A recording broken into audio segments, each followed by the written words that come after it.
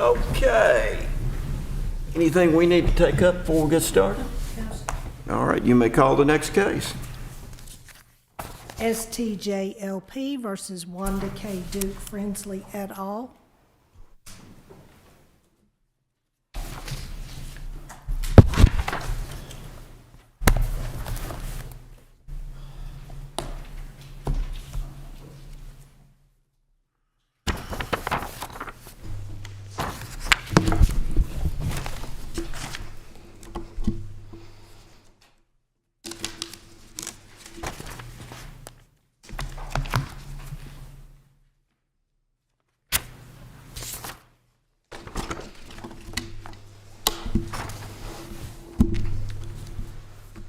Your Honor, good morning. My name's Johnny Garrett. I'm from the Sumner County Bar. I represent the appellant STJ along with my co-counsel David Zinn, who is here behind me to my right. I'd like to reserve 3 minutes as rebuttal. All right, sir. You may proceed. Thank you, Your Honors. Your Honor, the basic facts of this case is that it was dismissed at the trial court level based upon a Rule 12 motion to dismiss. Bob Frensley died in 2015, and his widow is Ms. Kaye Frensley. His daughters are Sharon, Tracy, and Jennifer, and the parties own a partnership called STJ LP. The first letters of STJ represent the daughters' first initial in their names. Frensley owned and operated a car dealership, and STJ owned the real property that the dealership was located on, among other assets, one of which is subject of this appeal, what we refer to as the Florida property. The trial court, STJ is seeking the return of the Florida property as Mr. Frensley, acting as general partner, transferred ownership of the property to himself and his wife, Ms. Kaye Frensley. The trial court granted the estate's and Mrs. Frensley's motion to dismiss the contract claim on the grounds that STJ's claim against the estate and Mrs. Frensley sounded in tort rather than in contract, so the 3-year statute of limitations applied. The trial court applied the discovery rule in this case because the quitclaim deed was actually executed in 2002, and it was recorded by Mrs. Frensley on March the 11th, 2011, so the action accrued there. So the statute, from the trial court's perspective, ran in 2014. The amended and restated complaint is subject to this appeal, was filed in 2015. Your Honor, so in this case, there are 3 arguments. One, which statute applies, the 3-year statute or the 6-year statute under a partnership agreement to enforce an agreement. Also, unjust enrichment has been claimed from Mrs. Frensley receiving this property with paying no value for the property, so the unjust enrichment claim was dismissed as well by the trial court. What was the basis for the trial court's determination that this was a tort claim? It was based upon the injury to the real property, and that's the basis of which we disagree that the court did not weigh the Benz-Elliott test, where there's a 2-pronged test to analyze the legal basis versus the property injured. So the trial court said that this was injury to property. Which means what in this case? That it's the real property. But what's the injury? That we were trying to obtain the value of the real property back. And in the sense, we are not trying to necessarily obtain the value of the property back. We're trying to get the property back itself, because we don't believe it was an injury to real property. We believe it was injury to the partnership itself, because it's an asset of the partnership. Similarly, do the cases make a distinction between that? I know you just made a distinction, but do the cases do that? There are plenty of cases out there that make a distinction between what the injury is, and the Benz-Elliott case is one of those that says you can't just take and collapse all the claims, look at it at one point in time and say, this is a 3-year statute because it involves an injury to real property. You have to look at the legal basis, which in here we say it's the breach of the partnership agreement. And then secondly, what's the injury we're looking for? And so under Benz v. Elliott. Let's go back to the difference to the injury of the property. Sure. The distinction you made in response to Judge Golden's question.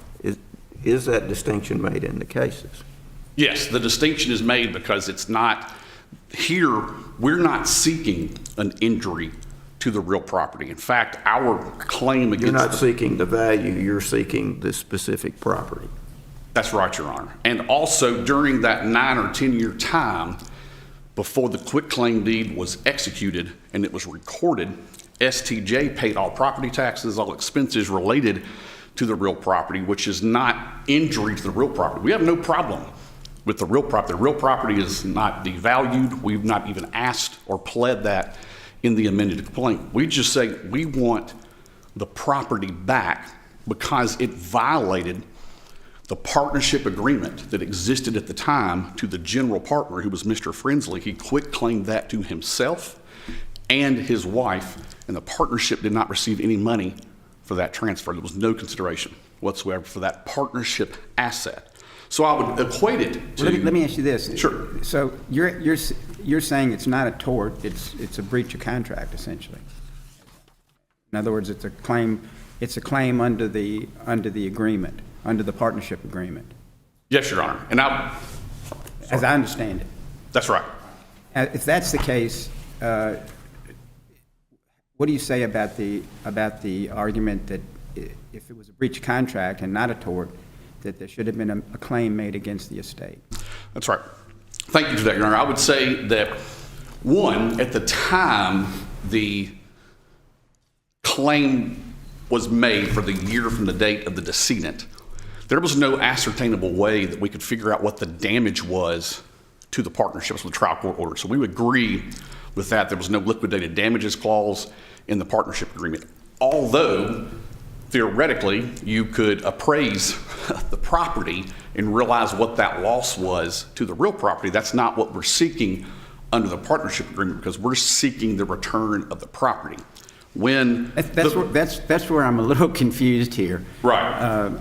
And this case has a lot of permutations, considering that we're just talking about a piece of real property. But that's the part that confuses me, this ascertainable value aspect of it, because we get to this issue about whether or not a claim should have been filed, and we're talking about real property. So the argument, I'm just trying to understand this. Your position is that because you were seeking the return of the real property itself and not the sale of the property or damages related to the property, that even though you acknowledge that there's clearly a value to the real property, and it could have been, and it was ascertainable because real property, you can get an evaluation or an appraisal, that relieved you from filing a claim? I do believe, since the partnership agreement, which is what we were operating under, did not. Now, at that particular time, there were two other issues being trialed about who owned STJ, who was the general partner of STJ, and those were the bifurcated section of the trial that was taken care of before. Now, that decision... That's a different case, right? Well, no, it's the same case. The trial court bifurcated the issues. They took the ownership of the STJ and the dealership. We had a trial on that. This is the remaining issue that was part of the original complaint that now we're And you reframed the parties at this point. That's right, Your Honor. Pursuant to the court's order, as the court said who owned what, we restated and filed the amended complaint, and that's what's been dismissed at the trial court level today. I will offer to the court. But I mean, how does that change what we're talking about here in my question? Because I'm trying to see, you can't have it, I don't think you can have it both ways, can you? In other words, your argument is it's not a tort, therefore the 3-year statute doesn't apply. You're saying it's a breach of contract, therefore the 6-year statute would apply. But if that's the case, why wouldn't you be required to file a claim? Well, in my response to the motion to dismiss that the trial court did not address in her ruling is Tennessee Code 32310, Section 8. And that reads, all claims and demands are not filed with the probate court clerk as required by Section 32306, 32309, or if later in which suit has not been brought, and I emphasize that, or revived before the end of the 12 months from the date of the death of the decedent, shall forever be barred. This lawsuit, which described the claim against the estate by virtue of the illegal transfer of the Florida real property, was filed within the year before Mr. Frensley passed away, which effectively provided notice to all parties that STJ was making a claim against the estate and against Mrs. Frensley. And that happened before. So I would say under that statute, even if we were required to file a claim under the court's analysis, the trial court, we were relieved because we actually filed a lawsuit within a year of Mr. Frensley's death. So if there's a lawsuit pending on what otherwise would be a claim that would be required to be filed, then you're not required to file it? That's how I understand Section 32310A in the Tennessee Code, because it does mention in which suit has not been brought. Well, we brought a suit within that 12 months of the date of death of Mr. Frensley, so our claim should survive against the estate. Did you cite any cases supporting that position? There is a case that's the Woods v. Palmer case.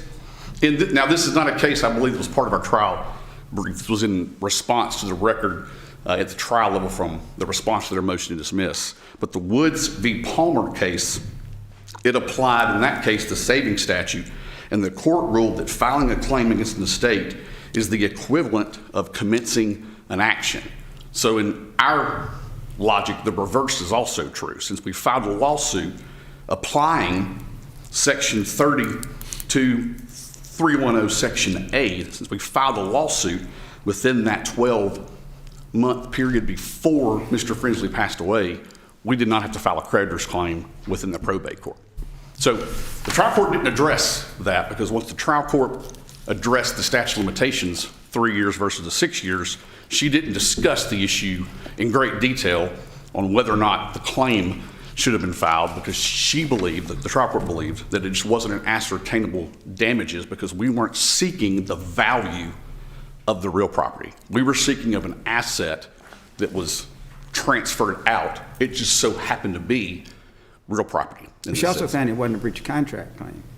That's another issue. In that section of the opinion, she did say that there was a breach of the partnership agreement, but in her analysis for the 3-year versus the 6-year statute, she said the 3-year statute applied because it was a tort rather than our damages flowing from the contract for Mr. Frensley's breach under Section 9.2 of the partnership agreement. Let me ask you, in connection with the partnership agreement, is there any language in that agreement that addresses this Florida property at all, specifically addresses the Florida property? Not specifically, Your Honor.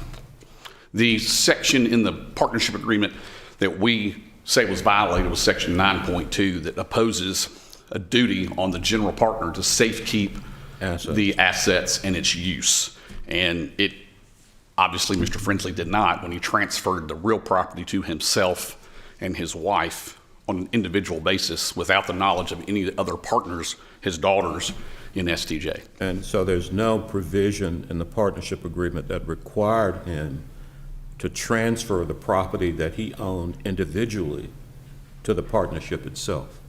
There is no provision in the partnership that required him to do that, Your Honor. That's right. That required him to transfer an asset from the partnership to himself individually. There's no provision that allows him to do that. Well, is there any provision in the partnership agreement that required him to transfer his individual property owned solely by him to the partnership? And was there any consideration paid by the partnership for that transfer? Under the partnership agreement, there was no requirement that he transfer the real property in Florida to the partnership. There was no requirement whatsoever. But he did that. Is that correct?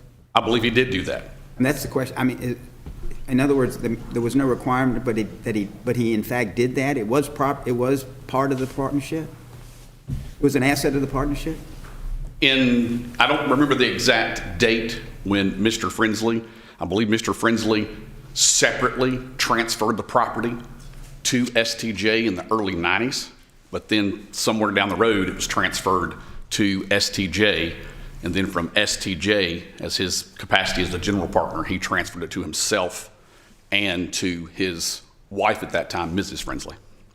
Was that property used at all in connection with the business operation of the partnership? The real property in Florida? Yeah. To my knowledge, no, Your Honor. This was a Florida home, personal residence. Okay.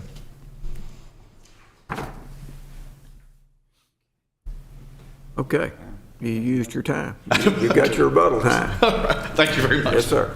Another wrinkle.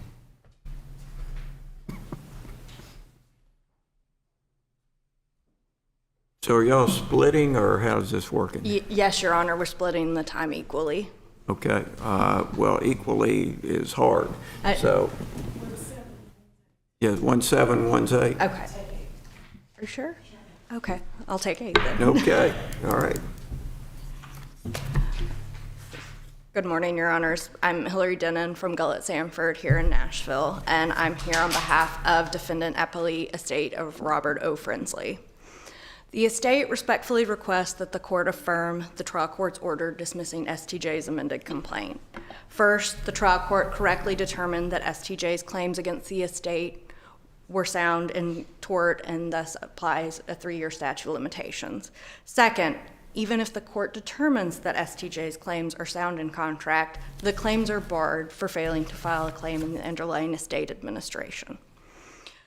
I'm not going to provide a detailed background. Mr. Garrett did a good job doing that, but I would like to point out Mr. Frensley, the decedent, was a prominent Nashville businessman. In December of 1990, he transferred this property into STJ. In 2002, the amended complaint alleges that Mr. Frensley executed the quitclaim deed.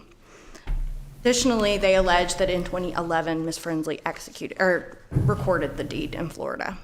Mr. Frensley died on February 12th of 2015, and his estate was opened shortly thereafter. STJ did not file a creditor's claim in the underlying estate administration. What do you say about opposing counsel's theory that a lawsuit can substitute for that? That is true if it's a tort claim. If it's a contract claim, the courts are fairly uniform in saying that if there's a claim based upon a written contract or an agreement, you must file a claim in the underlying estate administration within the creditor period. They did not do that here. So case law makes that distinction? They do, Your Honor.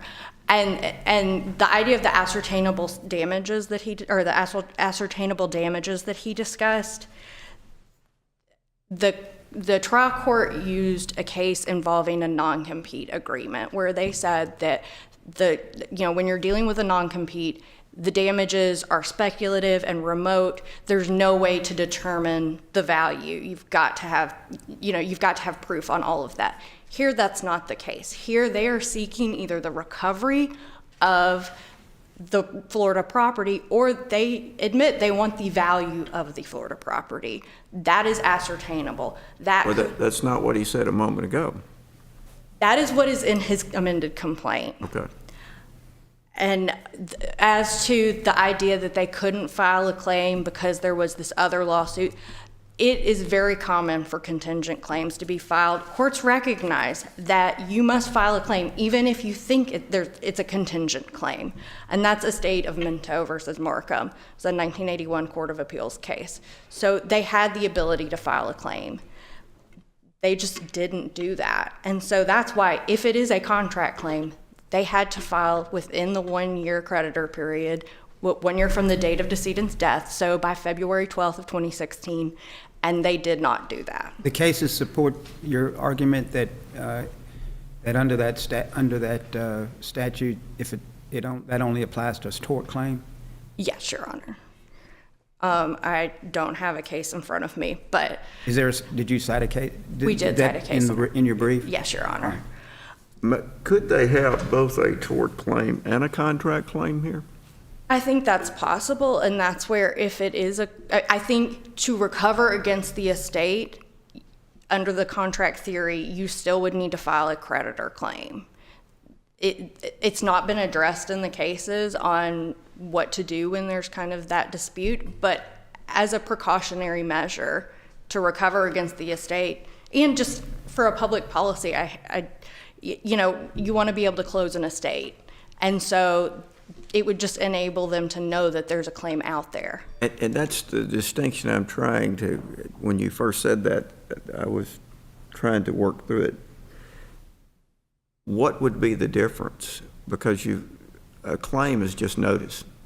that I'm asserting a claim against the estate. A lawsuit is much more notice, much more information. So why is there that artificial distinction between the tort claim and the contract claim? I don't know what the reasoning is behind the statutes and behind the case law. That's how it's been going back many years. A lot of it is, you're put on notice of claims and the creditors. And that's all the claim is. Yes, and the creditors are put on notice of the Sure. claim. I mean, the estate, the creditor, everyone's put on notice that I'm asserting I'm owed something here. Whereas if it's a tort claim that's been filed, there's no way for the other creditors to know. Well, it's still asserting a claim. It's just hard to value. Well, and it's outside of the scope of the estate. Normally, it's outside the underlying estate administration. Until it results in a judgment or not. And, but it still notices what we're all looking at when we're trying to administer an estate.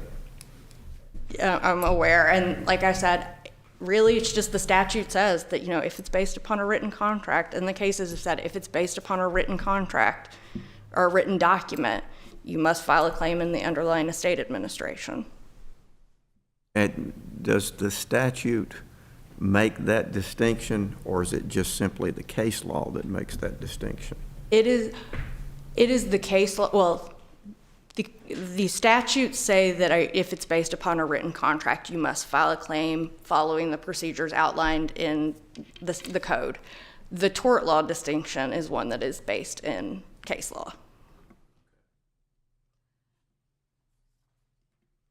Just want to quickly address, however, we believe the court correctly found that the 3-year statute of limitations applies in this matter.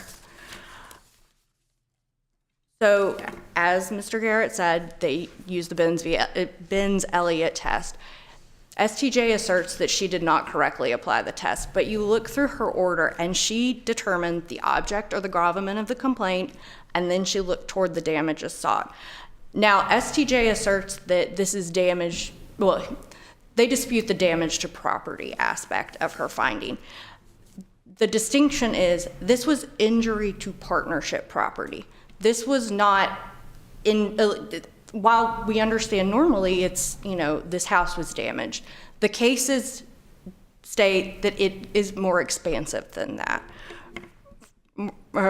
Moreover, in dealing with the gravamen of the complaint, she examined that the tort and the contract claim, or the breach of fiduciary duty claim and the contract claim that they sought were seeking recovery of damages based upon a duty that Mr. Frensley would have owed to STJ absent the operating agreement.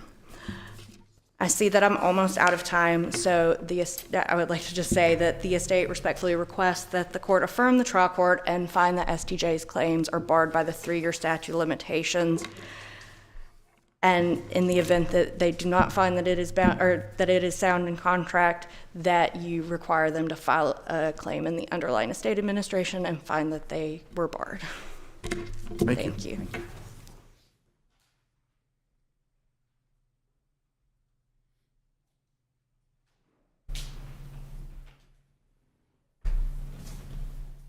Good morning, Your Honors. Autumn Gentry of the Nashville Bar here on behalf of Wanda Kaye Duke Frensley, who I'll refer to as Kaye Frensley or just Kaye. She was married, I don't know if this was brought out by Mr. Garrett, but she was married to Bob Frensley for 25 years until he passed in 2015.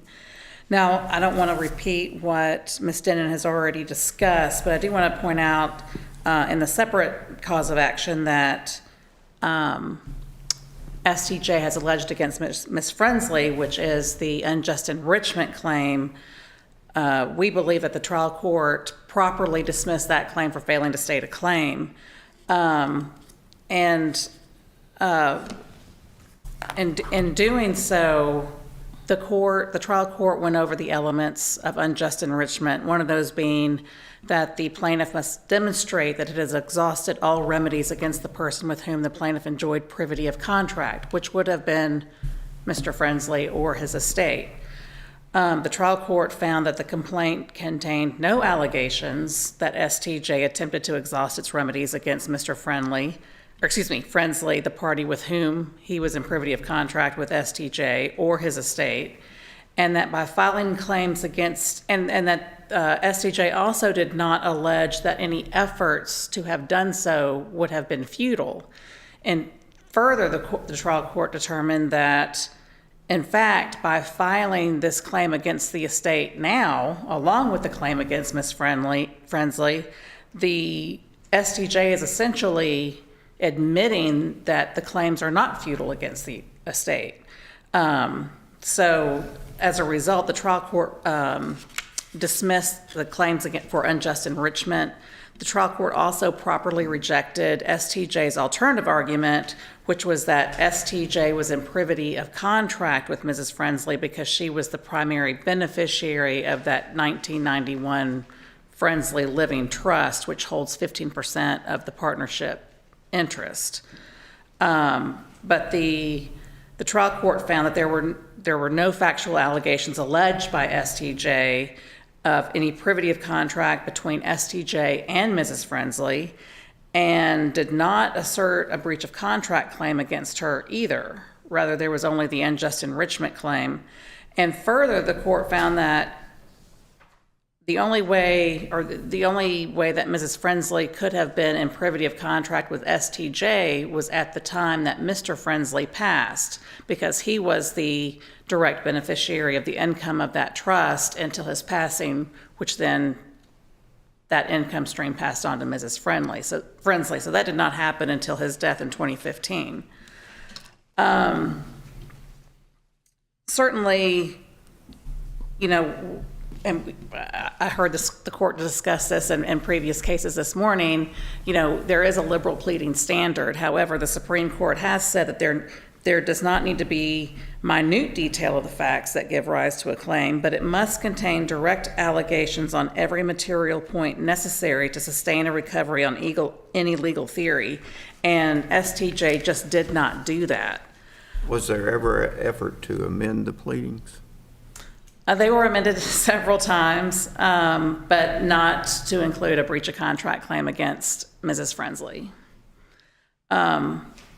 If Your Honor should find that STJ did in fact state a viable claim against Mrs. Frensley, then we argue in the alternative that those claims are also barred by the 3-year statute of limitations, not only for the same reasons that Ms. Denon discussed, but also, which was the Benz-Elliott test, but also as far as unjust enrichment, there is no specific statute of limitations, so you do look at that Benz-Elliott test to determine both the legal basis of the claim and the type of injuries for which damages are sought.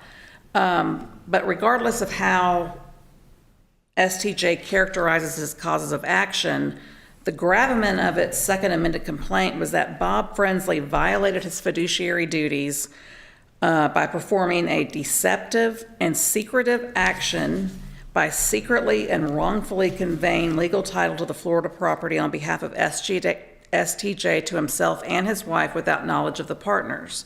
Therefore, it's our position that STJ's claim is grounded in the tort of deceit. And case law, and this is also cited in the Benz-Elliott case, suits for fraud, deceit, or conspiracy, whether they arise incident to a contract or are actions in tort, they must be governed by the applicable statute of limitations, which would be the 3-year statute for injuries to property, as Ms. Denon has already indicated was the injury to the partnership property, not to the injury to the Florida property itself.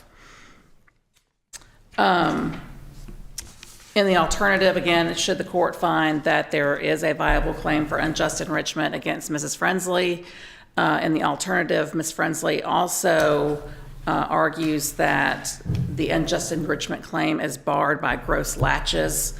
This is an equitable doctrine which must be based on a finding of inexcusable neglect or unreasonable delay on the part of the party asserting the claim. Did the trial court address either of those issues, statute of limitations or gross laches? defenses? Not not to Mrs. Frensley, no. You're correct. She did, the trial court did not. And I believe that's just because. She found that it was a tort. Correct. Well, she found that there was no. No unjust enrichment. No unjust enrichment claim No was. exhaustion remedies. Correct. And in gross latches, that applies where there's a loss of evidence, death of witnesses or parties, failure of memory resulting in the obscuration of facts to the prejudice of the defendant, render uncertain the ascertainment of truth, and make it impossible for the court to pronounce a decree with confidence. Let me ask you this. Hypothetically, should we decide that, I mean, there's so many things that can be decided here. Many moving parts. Yeah, right. That this was a breach of contract and not a tort.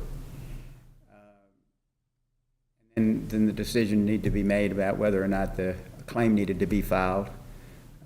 Let's just say the statute ran as to the estate. How does that affect the claim against your client?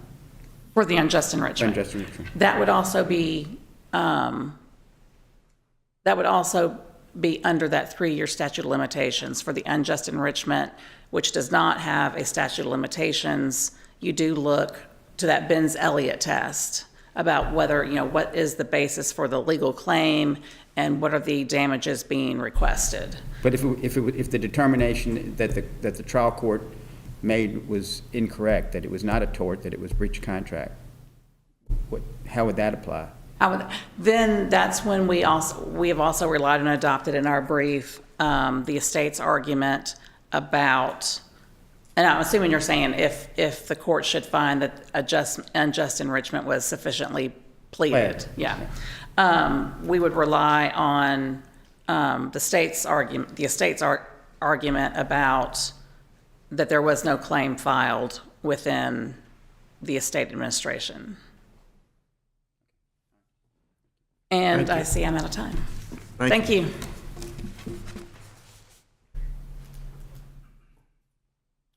I believe you have 3 minutes. Thank you, Your Honor. Let me address the unjust enrichment argument here in the state of Tennessee. There's plenty of case law that says that an exclusive remedy to exhaust all remedies against one party is not mandatory, right? Mrs. Frensley received that property directly from STJ. That puts her in privity with the partnership. She directly benefited. The majority of the cases they cite in this particular matter involves a landlord-tenant matter where the tenant hired a vendor and the vendor sued the owner of the property, not the landlord first. And of course you need to exhaust your remedies against the person that hired you instead of the property owner. Here, there's several cases that say that's not a mandatory provision to plead a claim for unjust enrichment, is to exhaust the remedies against the estate first, which is Bob Frensley at this point. He was co-owner of this property, and Mrs. Frensley. Judicial economy said we shouldn't have to file 2 separate lawsuits when both parties benefited from the transfer from the quitclaim deed from STJ to the parties. She directly benefited. That puts her in privity where we don't have to exhaust the remedies against her to claim unjust enrichment. That's where the trial court, I believe, got this wrong and misapplied the test for what it is an essential element for unjust enrichment, because you don't have to exhaust the remedies. Let me give you, under the statute of limitations issue we have for a 3-year versus a 6-year. What if this property was a promissory note? What if this property that STJ owned was a note from Chrysler Corporation, which is how the dealership, what cars they sold? What if it was a favorable note? And Mr. Frensley, acting as general partner, decided to endorse that note as payee to himself and to Mrs. Frensley. And that's what we were fighting over today about. That note, as you all well know, would have a 6-year statute of limitations. We wouldn't even be talking about a 3-year statute of limitations. The only reason we are talking about a 3-year statute of limitations is because the injured asset itself is real property. That has nothing to do with our claims. Otherwise, 3 years would not be before the court in a statute of limitations problem with the 3-year rather than a 6. So that's exactly why the Benz-Elliott test is now law from 2015 to now. So you have to weigh both claims. We wouldn't even be here if this was a note that had a statute of 6 years rather than injury to real property, which we don't claim, that's 3 years. So with that, Your Honors, thank you all very much. I'm sorry, let me ask you. You say if there was a note, there'd be no question there was a 6-year statute of limitations if he transferred the note to himself. Would the lawsuit against him be for breach of fiduciary duty, though? Wouldn't that be the lawsuit? Yes, Your Honor. We would allege exactly like we've alleged today under Section 9.2 of the partnership agreement that STJ should be the benefit of that note rather than himself. So we would sue under that same theory. But you're not suing on the note. You're suing because of the transfer of the note. And then what would be the statute that would apply to that? Would it be the breach of fiduciary duty, which is a 3-year statute? We've pled many remedies. We were allowed to do that under the amended complaint. So one of those remedies that we've pled is that he did violate the statute of good faith. I can't think of what the statute is off the top of my head, but we have alleged that. But in a separate cause, we've also alleged that they've violated the partnership agreement. So in that same sense that we have here, except that it's a piece of real property versus a note, the only reason we're discussing the 3-year statute of limitations because the asset transferred was real property. My suggestion is we wouldn't even be having this argument if it was something else rather than a 3-year statute, like a note that would have been owed to STJ and wrongfully transferred in violation of the partnership agreement. So the damages that we're alleging is flowing from Mr. Frensley's breach of his duties under the partnership agreement rather than the statute. Now, if that was held invalid for some reason, we've also pled the statute as we are required to do and need to do. But in this specific instance, with that requirement going above and beyond what the statute provides for your duty of good faith under Section 9.2, that's why we believe that that transfer of that asset was flowing from the breach of contract as the Benz-Elliott test requires the trial court to weigh both the legal basis and the nature of the claim. And we believe the trial court collapsed those two and concentrated solely on the fact that the asset transferred was real property. Therefore, it was a 3-year statute of limitations, although we never alleged there's anything wrong with the property other than the ownership of the property. All right. Thank you. Thank you. Thank you, counsel. We appreciate your argument, both oral and written. We will take this matter under advisement and attempt to render an opinion at the earliest